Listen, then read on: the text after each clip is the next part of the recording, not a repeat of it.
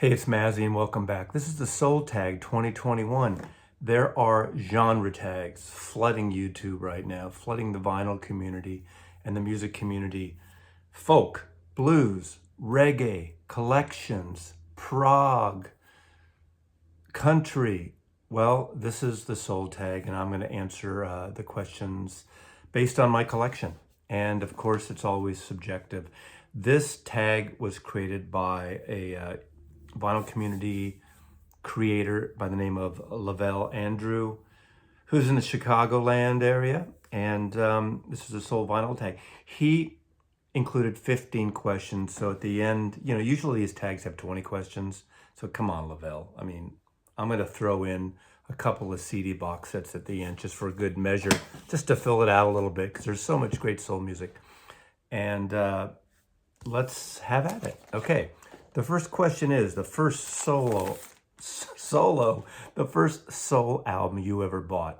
1964, the year of the Beatles. The end of that year, of course, was this. The Supremes, before they were coined Diana Ross and the Supremes, of course, she was there all along, at least at the beginning. And Where Did Our Love Go? And of course, the song that was all over the charts. And I almost bought the single. I don't remember why I bought the album. Because aside from Beatle albums, I wasn't buying a lot of full albums in the 64. I was buying 45s. Maybe someone gave this to me. I don't remember, but Baby Love. What a great, great, great song. And the whole, Teenage America, Teenage USA, Detroit, Motown, Berry Gordy, the whole scene in Motown. There's a great documentary of how they wrote the songs, they produced the songs, they choreographed, there was etiquette lessons and everything. So this is a wonderful record. So this is my first soul record. Motown is so great. Which leads me right into the next one, Show a Motown album. I mean, you could show a whole Motown series. I'm showing Marvin Gaye. Now everyone shows What's Going On, the political album, but I'm going to get sexier. I think they're both great. They're both great albums. They're equally good in different ways. Sex and politics, I think, are, they go hand in hand, or they go from foot to mouth, or they just go together.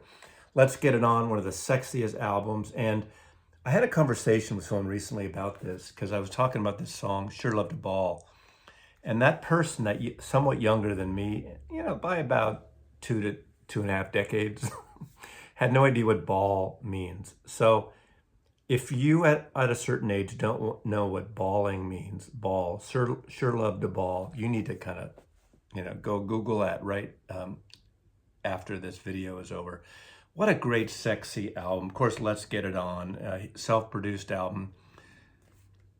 Oh, just a romantic, but a sexy, sexy record. How many times can I say sexy? So Marvin Gaye, from sex to politics, a whole, Marvin Gaye and Stevie Wonder are to me the two artists that matured like dramatically once the new decade of 1970 hit. So there's a Motown album that this happens to be a Mobile Fidelity version, but it's Motown DNA all the way. Show a recent soul album you bought. I'm showing two by the same artist, 2017, 2020. These two records are the most beautiful records in my collection and the most beautiful and beautifully recorded records of the last, decade. And it's Moses Sumney. These aren't straight ahead soul. It's basically electro soul, electronica and soul music combined. So it's very moody, very spacious, very ethereal. If you know the artist James Blake, he's kind of involved a little bit with Moses Sumney. I think Moses would tour with him and open up initially.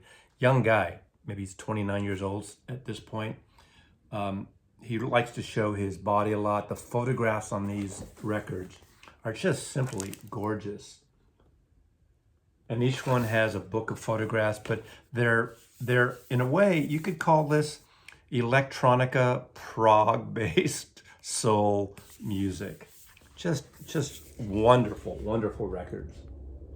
These are amongst my favorite records of the last 5 years. Moses Sumney, there you go. They're the most recent, probably, soul artists, at least the recent ones that I keep coming back to and remember. Obviously, I've gotten other reissues and things, but I think Moses Sumney needs a real push here. I mean, he's known, so he's not like someone who is unknown, but maybe my audience doesn't go for the newer stuff, so go for the newer stuff. If you like that kind of, if my explanation sort of has given you a rise, thank you, Marvin Gaye. Go check out Moses Sumney. The next question: show a Soul 45 or a 12-inch. I'm going to show two, a 12-inch and a 45, because this one is a little bit of a novelty song, but I just couldn't resist because I don't have a lot of 12-inch soul records. I just never went into the whole. I mean, I guess I have some disco things, but not a lot. But this is a 12-inch by none other than Eddie Murphy. Boogie Up Your Butt. Boogie in Your Butt. Boogie Up Your Butt. I'm paraphrasing. So side A is the single, the full single, and a remix extended version from the album Eddie Murphy. And side 2 is an instrumental version of Boogie in Your Butt by the great comedian Eddie Murphy. Put a big truck in your butt. If you haven't heard it, check it out. It's fun. But seriously, folks, a 45 that I just love, and it's from Philly International, written and produced by Gamble and Huff, and 1974. And I just remember loving this song. And I wasn't buying a lot of Soul 45s then when I worked at the record store, but I took this one home because I loved it. 3 Degrees, When Will I See You Again? It's catchy, it's pop, it's soulful, it's just really good. I don't know a lot about 3 Degrees. All I know is it's a bunch of different women over the years were the 3 Degrees. So I don't know the history. I think this is like the second phase of 3 Degrees, and someone else might be able to shed some light on it. But what a great, great single. When Will I See You Again by the 3 Degrees on Philly International Records. Okay, the next one is Show a Live album. I picked 3 because I think these are amongst the 3 best live albums ever made. This is James Brown at the Apollo Volume 1. Some friends of mine in San Francisco put this out as a reissue. This is a 1976, I think, reissue, mid-70s on Solid Smoke Records. They did a bunch of kind of rockabilly reissues, and they ended up recording Roy Loney and the Phantom Movers, who was had been a member of the Flaming Groovies, but they got licensed. They couldn't use the original cover art, but it's a great sounding record. Original tapes, really, really good record. So incredible record. James Brown live at Apollo. Now, probably live in Europe would be the one. I don't have that on vinyl. I do have a CD of Otis Redding live at Europe, but this is a fantastic record. This is live at the Whiskey A Go-Go, 3 big nights, double LP, vinyl, and what a great, great cover. The CD of this is amazing too. That comes with a poster of the artwork, and I love this artwork, Otis Redding. And third, and last but not least, and one of the most incredible, I've showed this on different threads and different videos recently, quite a bit, and that's, of course, that's the great Aretha Franklin live at the Fillmore West, San Francisco. I wish I saw this show. Amazing, amazing sound, amazing show. There is Ray Charles somewhere here at the keep. There he is. Ray Charles was there, but you know, a little early for me to go, but I should have went to this somehow.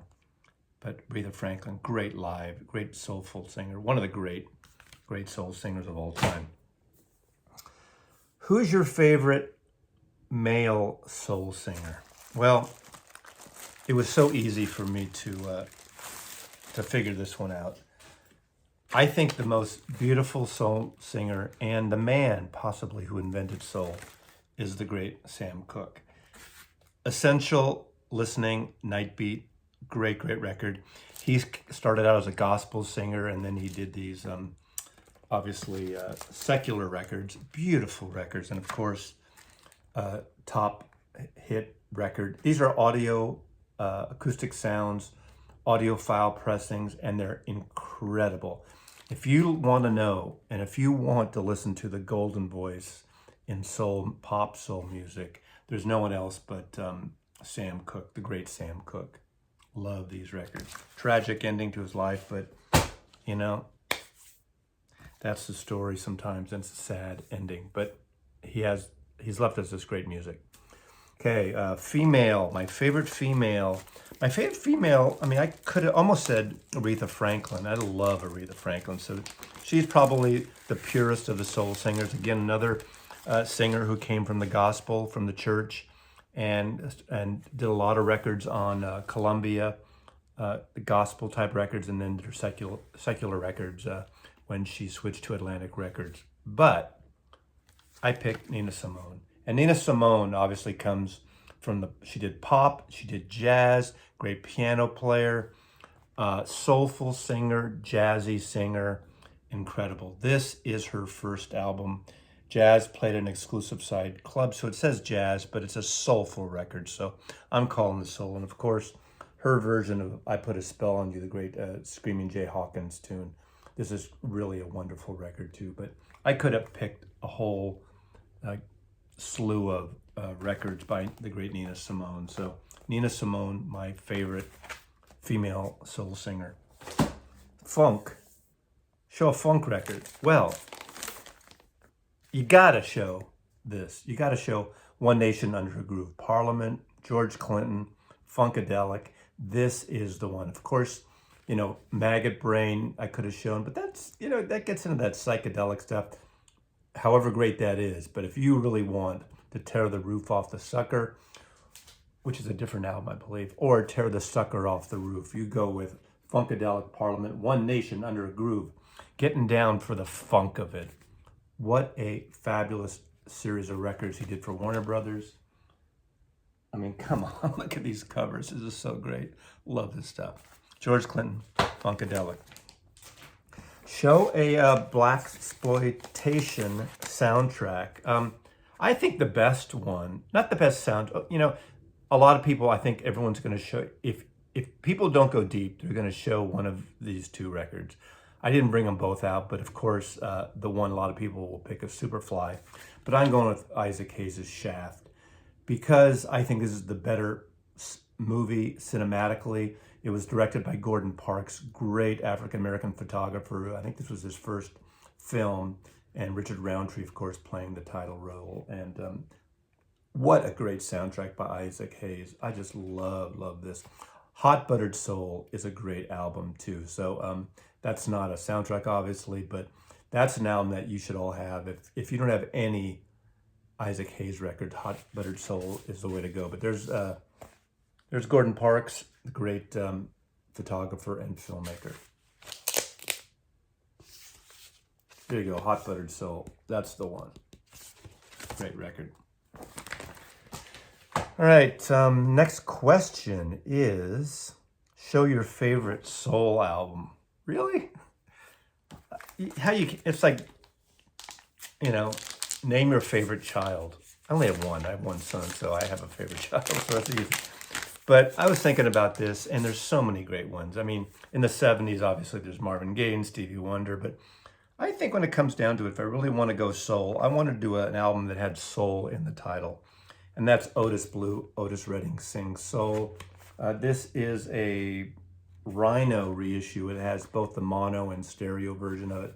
Love this cover. I don't know, you got to put white one on a soul record. That's kind of the thing in the 60s, but this is a great record. Of course, Respect, the great song that he wrote and made not only famous by him, but of course Aretha Franklin in a way, sang the definitive version, but his is really great. Shake, My Girl, the Smokey Robinson song is on here. Satisfaction by the Stones, and his version of Satisfaction, I mean, gives the Stones version a run for the money. So my favorite Stones album, at least in this moment, in this day. Of the 60s. That's the 60s. Now we're into... No, that was my favorite soul album. See, I'm getting all this mixed up. A lot of these questions can cross over and interchangeable in a way. Okay. Show a classic soul album of the 60s. Well, why not go with Booker T and the MGs, Green Onions? If you don't know this record, great instrumental record. Of course, Steve Cropper, Donald Duck Dunn, God, it's such a great record. Show a classic soul album, the 70s. Well, the whole string of Stevie Wonder records. In a way, you know, Songs in the Key of Life, since the double album just packs a punch. Talking Book is so great. I mean, that really changed things for him. And but this, Inner Visions, this to me might be the best of those. But it depends on the day of the week or the weekend or night. Too High, Live in the City, Golden Lady, Higher Ground, Jesus, Children of America, All is Fair in Love, Don't You Worry About a Thing, Hey Mr. Know-It-All. The great, great, great Stevie Wonder. You know, an artist who just evolved from little Stevie Wonder, a 60 Motown protege, and started doing this fabulous series of records in the 70s. One of the most important artists of the 1970s. Show a classic soul album from the 80s. I'm going someone who is probably one of the top 3 artists of the 1980s. And this is, I believe, his second album. And it's always got sort of a really minimal punk attitude to it in terms of not a lot of overproductions, very minimal. And that's, of course, is Prince, Dirty Mind. And of course, When You Were Mine. What a great song that was. Just, it's catchy, it's minimal, it's sterile, and it's just so flat. But I mean that in the best of sense. It's very dry, and it's such a great, great song. What a cover. Look at this. I got this as a promo. I think I got the first 2 Prince albums as promos, my friend from Warner Brothers Records. And the first one I saw that, I had no idea. I mean, nobody knew who he was. I certainly didn't. But then this is the one that really took me. And then, of course, I've been along for the entire ride, Prince. So one of the best, interesting soul records of the 1980s. Of course, there are a lot of great soul records continuing.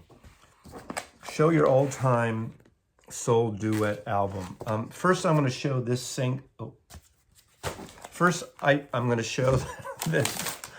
I'm showing this. Now, I'm showing this because I don't have the album or any of the albums I wish I had. But to me, the greatest soul duets of the 1960s were Marvin Gaye and Tammy Terrell. And they did a series of records and albums and songs and singles.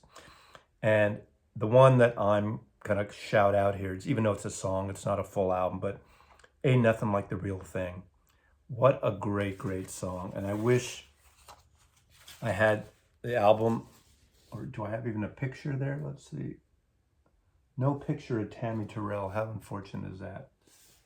These are the series of Motown comps that came out in the 70s. They're not bad, you know, they sound okay. But Tammy Terrell, Marvin Gaye. I almost thought of, but it's a little less soulful, but still, Ike and Tina Turner's River Deep Mountain High, I really, really like. It's kind of a rock and roll Phil Spector-ish production, so it's a different thing. But so that was kind of, that hit my mind first, surprisingly. But I didn't want to give Ike any mojo here. So, and the final thing is show your favorite soul song. My favorite soul song. There's so many favorite soul songs, but I swear to God, I swear to gosh, that one song popped into my mind when I thought of that question, and that is Percy Sledge, When a Man Loves a Woman. What an amazing song. Soulful, gospel-y. The organ bit in that.